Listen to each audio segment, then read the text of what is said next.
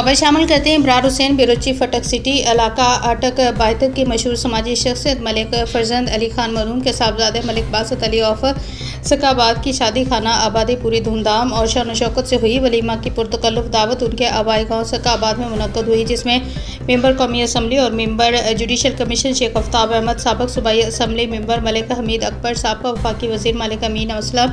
साबिक ज़िला नाज़िम अटक हाजी इफ्तिखार अहमद अवान, शेख नासिर उम्मीदवार कौमी असम्बली रहनुमा पाकिस्तान पीपल्स पार्टी, मलिक साहिल सरमद अवान, सरदार रहमत अली खान, साबिक उम्मीदवार सूबाई असम्बली सेक्रेटरी RTA अटक सरदार ज़हीर अहमद खान, डिस्ट्रिक्ट अटक के सीनियर साफ़ी इब्रार हुसैन, शमसुल रहमान